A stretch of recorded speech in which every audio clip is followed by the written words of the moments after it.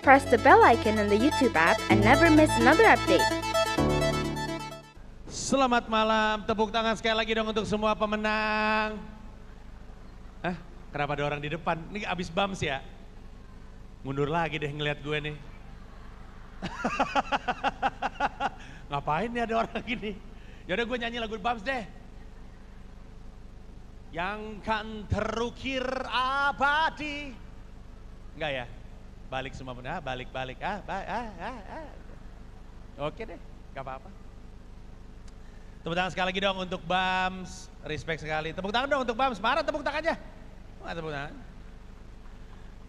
Ini acara luar biasa banget, profitnya gede banget di perusahaan atau gimana sih? Ada Bams, ada BCL katanya tadi ya? Buset, kantor apaan nih? Apa saya berhenti aja jadi pelawak ngelamar ke kantor ini ya? Pakai JCC, pada pakai gaun, luar biasa. Tepuk tangan untuk perusahaan ini. Mantap. Saya sebenarnya ngefans sama penyanyi tapi bukan Bam, saya ngefans sama Glenn Fredly. Ada yang ngefans sama Glenn Fredly, tepuk tangan yang fans. Biasa aja sih, gak usah marah-marah kayak gitu, gak usah terlalu emosi. Kenapa saya ngefans sama Glenn Fredly? Karena menurut saya dibandingin semua penyanyi yang ada di Indonesia, Glenn tuh suaranya paling berkarakter. Kayak kita kalau tutup mata terus denger Glenn nyanyi, gak usah ngeliat orang ya kita tahu ini pasti Glenn Fredly. Karena suaranya berkarakter banget kan. Saya rasa Glenn nyanyi lagu apapun pasti keren deh. Kayak Glenn nyanyi lagu Balonku, pasti keren. Kalau Glenn nyanyi Balonku pasti masuk top 40 itu. Nih Glenn nyanyi Balonku. Kalau Glenn nyanyi Balonku kayak gini. Balonku ada 5 yeah. Rupa-rupa warnanya, hijau kuning kelambu yeah. Meletus balon hijau yeah. Kalau balon meletusnya kayak gitu gak ada yang kaget orang, joget semuanya. Kenapa joget itu ada balon meletus tuh? Glenn Fredly, bahkan Glenn Fredly nyanyi lagu dangdut keren banget pasti. Tahu Via Valen gak?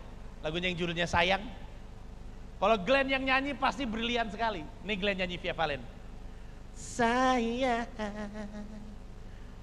opo kowe krungu cerita hatiku, berharap engkau kembali.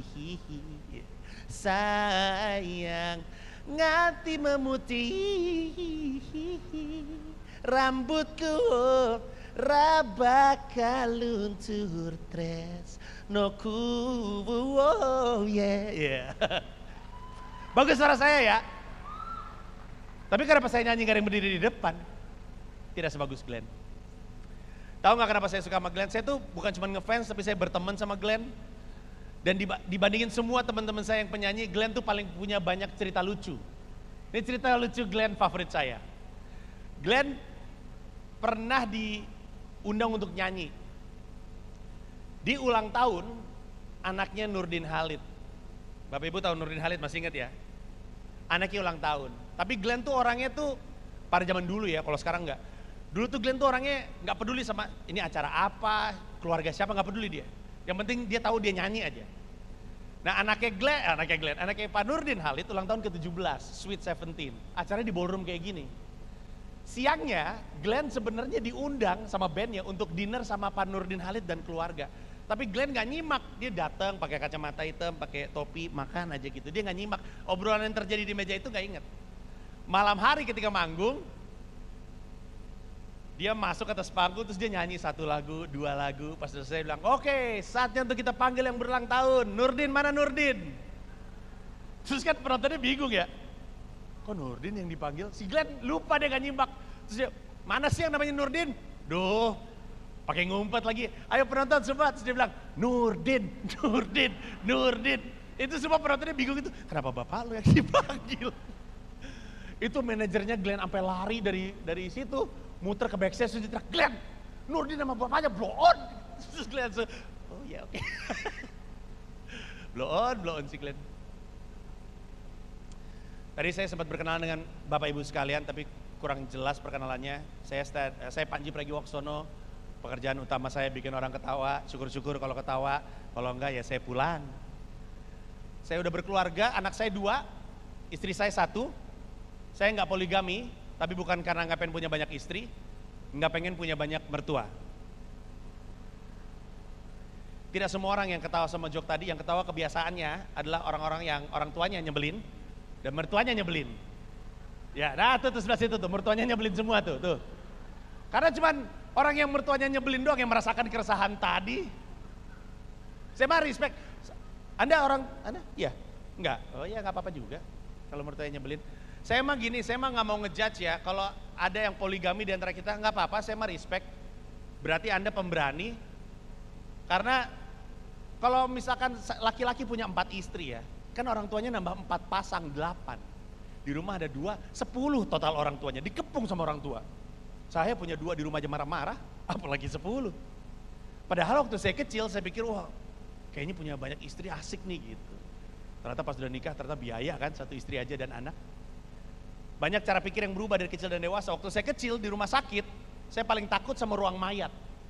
Sekarang saya udah kerja dan punya duit sendiri, di rumah sakit saya paling takut sama ruang administrasi. Ini juga gak semua orang yang ketawa, yang bos-bos di depan gak ada yang ketawa, yang susah-susah tuh tadi yang ketawa tuh. Ya, yang pernah bawa orang tuanya masuk UGD, ya kan? Pernah pasang ring untuk bapaknya, ya gitu-gitu tuh. Saya pernah bawain joke barusan soal ruang administrasi di depan orang kaya, gak ada yang ketawa masa.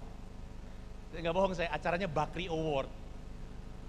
Iya, di depan saya Bapak Abu Rizal Bakri, Anindya Bakri, Ardi Bakri, keluarga Bakri, Bambang Susatyo. Pas saya bilang saya paling resah sama ruang administrasi, Pak Abu Rizal Bakri gak ketawa, dia kayak kenapa sih? Ada apa gitu? Gak pernah ngerasain susah kayaknya. Cuman kita doang yang tahu tuh. Ruang paling horor di rumah sakit, ya ruang administrasi. Coba kita buka, suram, kelabu. Isinya muka-muka orang, aduh gua ada duitnya enggak ya, kan gitu kan ya. Saya emang gak takut dikunciin seharian di ruang mayat, semalaman dikunciin di ruang mayat, gak takut saya. Tahu gak kenapa? Karena mayat gak pernah nyodorin tagihan. Anak saya 2, tadi saya cerita, anak pertama saya namanya Dipo. Anak saya yang namanya Dipo ini paling sering jadi target stand up comedy saya karena kelakuannya memang aneh, saya akui itu. Sampai hari ini, dia terobsesi sama Angry Birds. Pada masih ingat Angry Birds gak? Udah pada gak main kan? Anak saya masih. Dari pertama kali Angry Bird muncul sampai sekarang dia masih main Angry Bird. Kayaknya pertama kali main Angry Bird mungkin usia 3-4 tahun. Karena kan Angry Bird gampang kan dimaininnya. Terus saya ingat waktu dia kecil nih masih main Angry Bird 1. Saya lagi duduk di sofa nonton TV. Terus anak saya mindik-mindik di senderan sofa. Saya kelihatan nih dari sudut mata saya ini ada anak saya lagi mindik-mindik di senderan sofa. Tiba-tiba dia lompat, nindih saya. Terus bilang, ngapain kamu nindih-nindih ayah? Terus dia bilang, aku Angry Birds. Berarti ayah babi dong. Brengsek sekali anak saya. Tapi sekarang udah gede dia. Udah SMP. Ada yang anaknya udah SMP tepuk tangan, saya pengen lihat. Ada? Sedikit sekali ya. Yang lain anaknya udah pada tua, udah pada kuliah ya? Oh enggak. Betul atau tidak bahwa ketika anak kita pertama kali WhatsAppan sama kita rasanya tuh terharu gitu, terharu gak? Iya kan? Saya pokoknya pertama kali WhatsAppan sama anak saya, baik yang cowok ataupun yang cewek, saya teringat selama, saya masih capture WhatsApp anak saya pertama kali ke saya. Panjang banget, pertama kali dia texting saya, panjang banget. Isinya tentang teori konspirasi Star Wars. Terus saya kagum karena saya tahu anak ini dari blow on.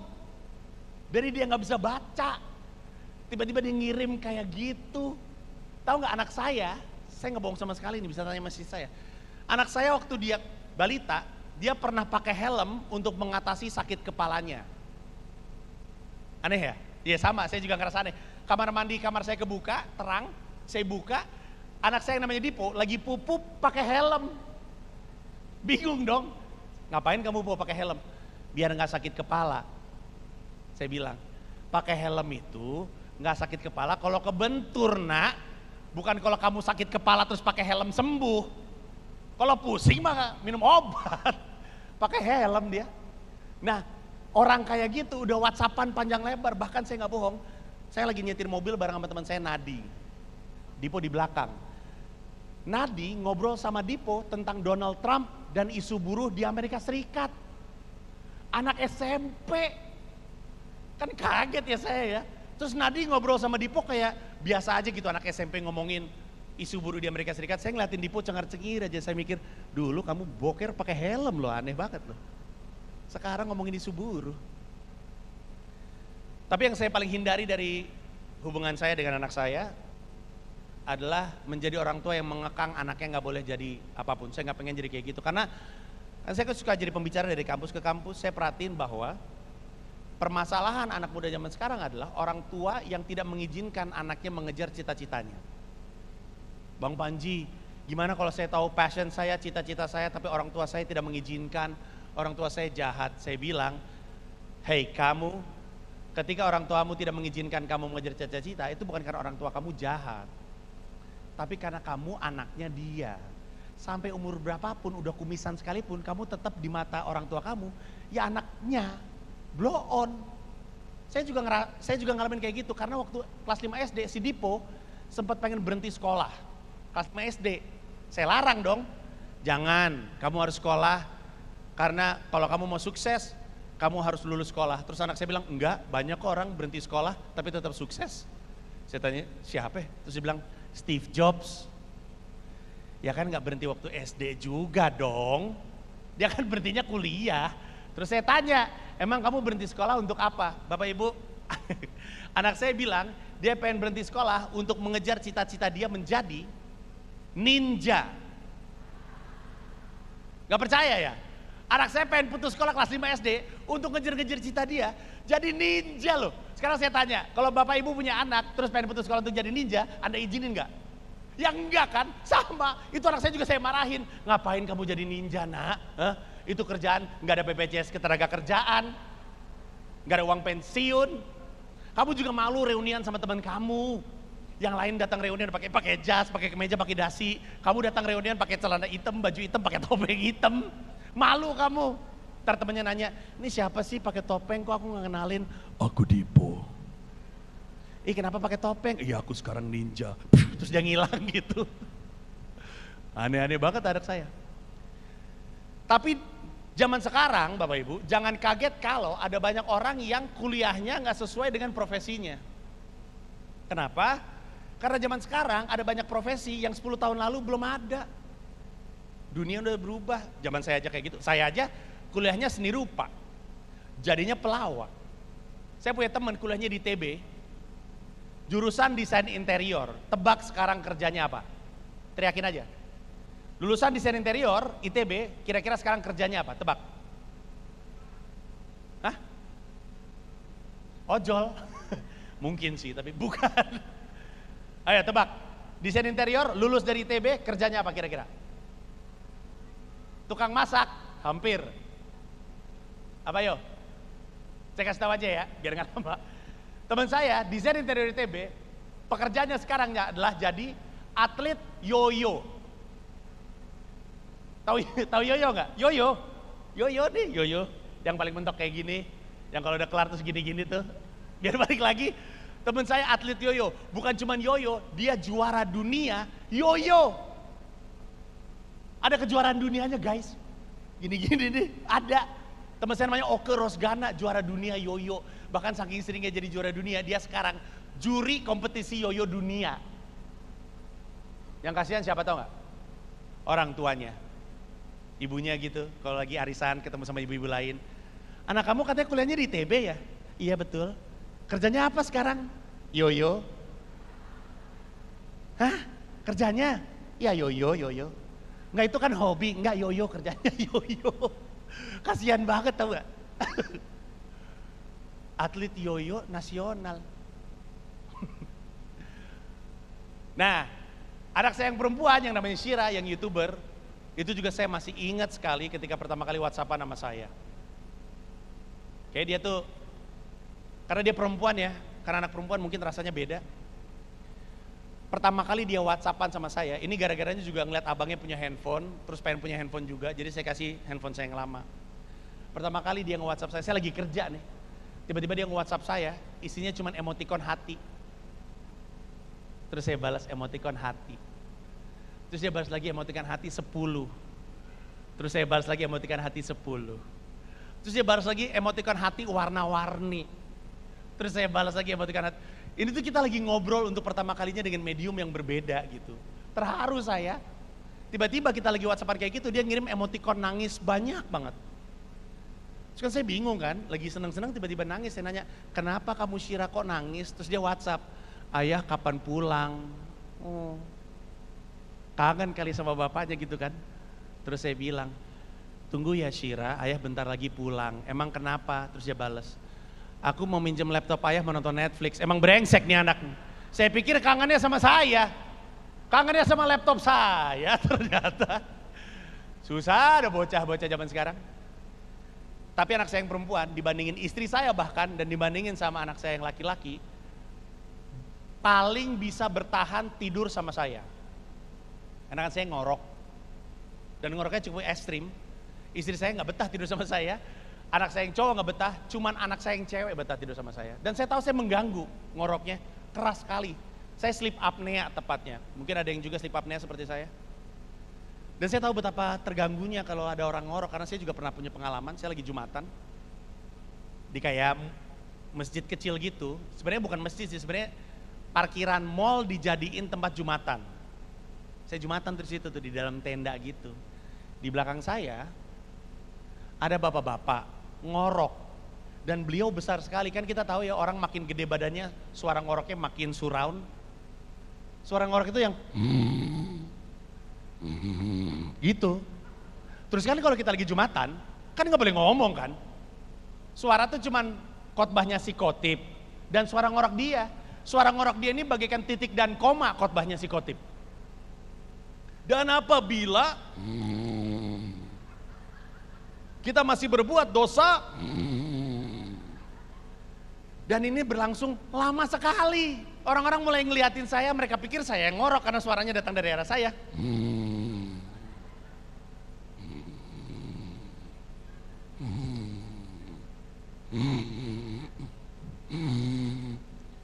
Terus kan karena saya dekat dia, kayaknya orang-orang berharap saya yang menyelesaikan masalah ini. Dan udah mulai ganggu kan, yang khotbah tuh udah mulai ngeliatin gitu. Akhirnya saya putuskan saya bangunin aja nih orang. Pengen saya goyang biar dia bangun terus berhenti ngorok ya. Saya lupa, orang kalau lagi ngorok, digoyangin badannya kan tiba-tiba ngoroknya suka keras kan. Lagi ngorok.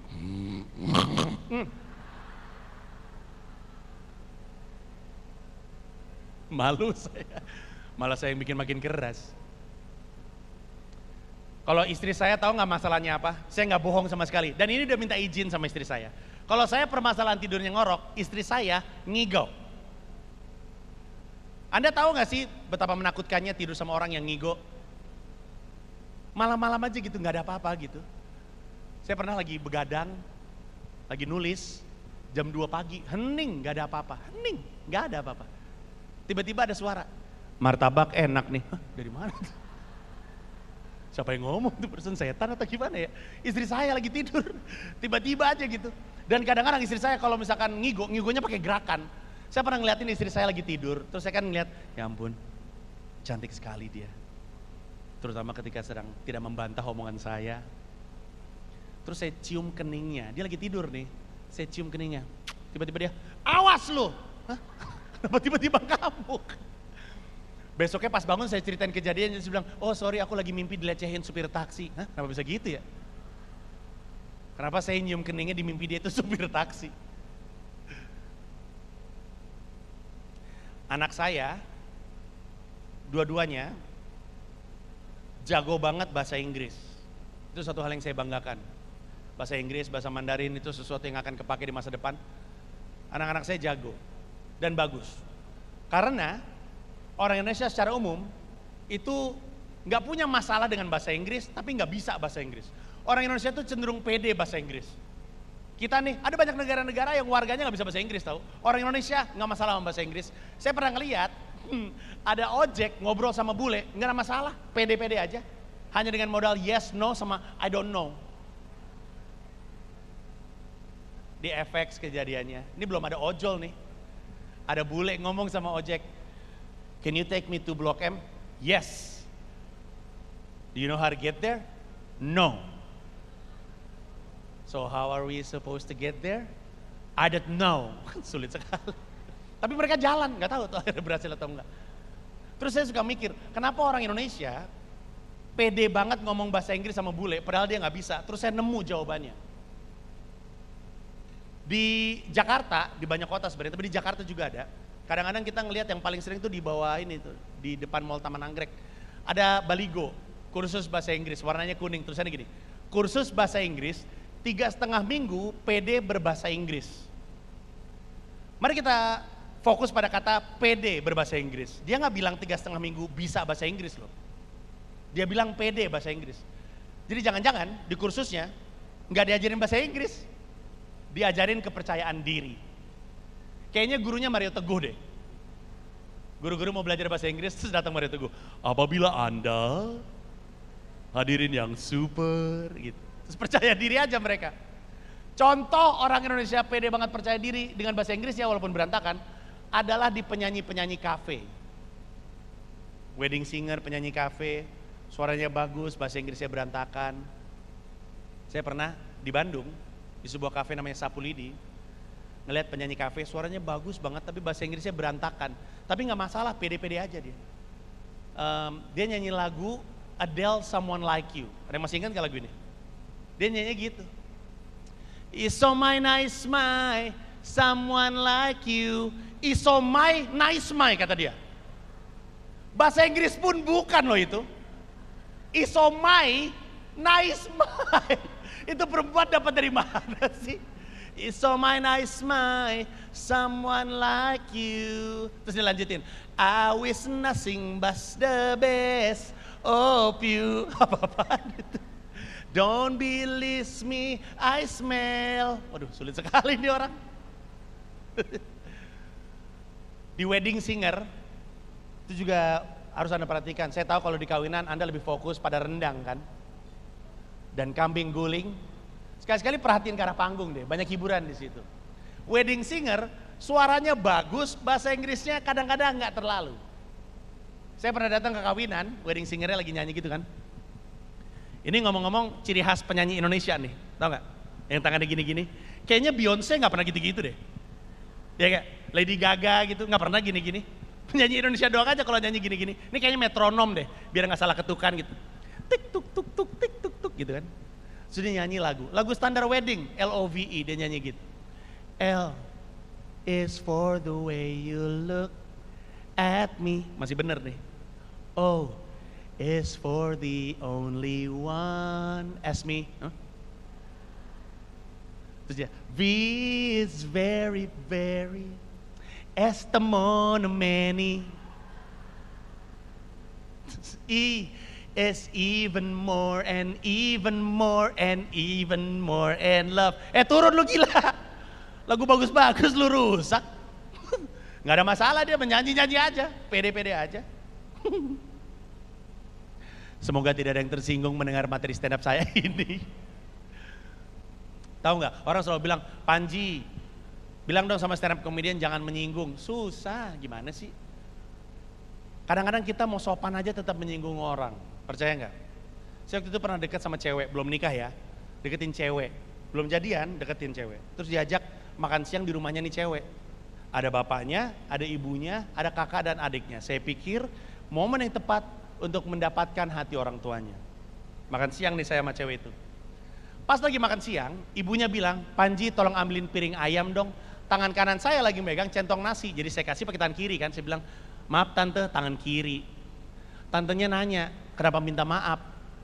Saya bilang, "Ya kan soalnya pakai tangan kiri nggak sopan."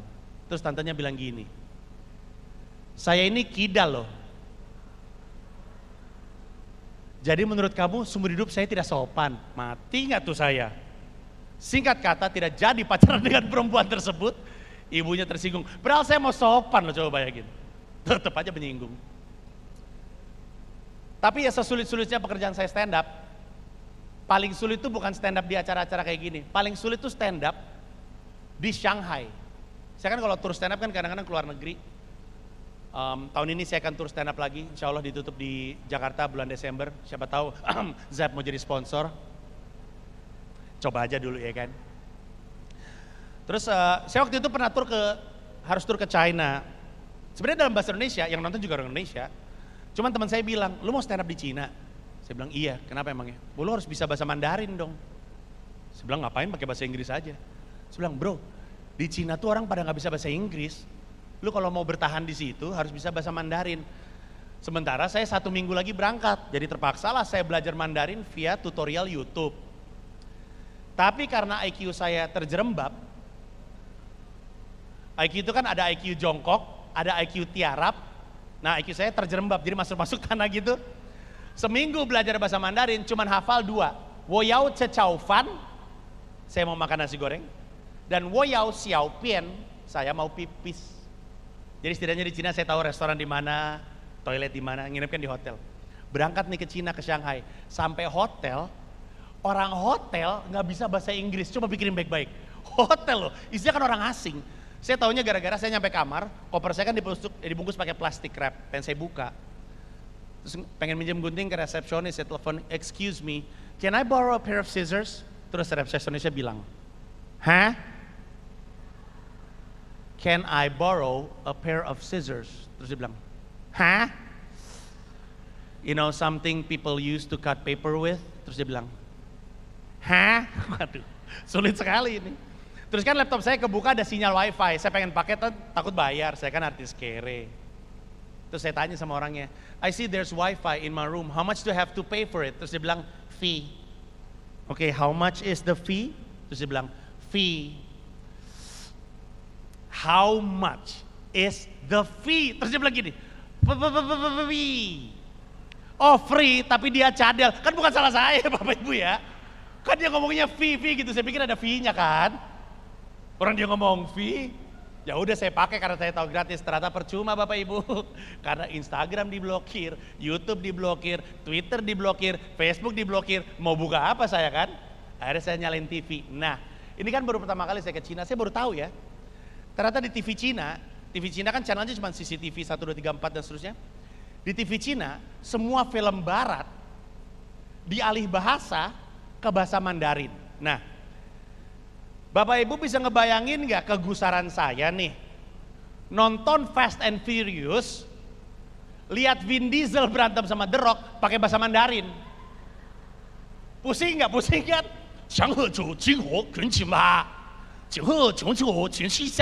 Apa-apaan kata saya.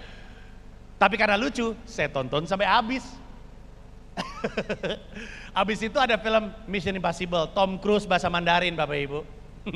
Saya tonton semua film barat, tidur 3:30. Saya bangun jam 10 kurang 1/4. Semua orang juga kalau nginep di hotel kan tahu ya, breakfast hotel kan selesai jam 10 kan. Kan saya panik, takutnya habis breakfastnya. Saya buru-buru turun ke restoran, ternyata benar tinggal sosis dan bacon. Saya kan muslim nih Bapak Ibu, takut saya makan babi. Jadi saya stop aja, karyawan lagi lewat mau saya tanya, sorry, excuse me, is this pork? Terus karyawannya bilang, hah? Orang semalam nih. Oh begini muka lu. Is this pork? Terus dia, hah? You know? Terus dia masih, hah gitu. Sulit bener nih. Terus kan saya ingat ya, saya bisa Mandarin wo yao ce chao fan, saya mau makan nasi goreng jadi saya bilang aja, wo yao ce chao fan. Terus dia diem. Apa saya salah ngomong? Saya bilang, wo yao ce chao fan. Terus dia masih diem. Terus saya bilang salah saya di mana? Terus saya baru ingat. Saya nggak bohong nih. Waktu saya belajar bahasa Mandarin, saya belajar bahwa bahasa Mandarin itu untuk satu kata ada 4 nadanya, beda artinya. Beneran saya nggak bohong. Jadi ibaratnya ada ta sama ta. Itu beda semua. Tapi kan saya nggak hafal nadanya ya. Jadi saya ngomong aja bermodalkan wawasan saya nonton Fast and Furious tadi malam. Saya bilang aja, wo yao ce chao fan. Masih diem nih orang sampai, wo yao ce chao fan. Masih diem ya, saya pengen nyanyi Bapak Ibu. Wo yao ce chao fan. Wo yao ce chao fan. Masih diem juga ini orang. Akhirnya sambil itu sosis saya bilang, ya Allah, setidaknya hamba ada berusaha loh ya. Saya makan aja itu sosis, dia bilang, you like pork? Alah kampret lu ya. Terima kasih semuanya, selamat sore, thank you.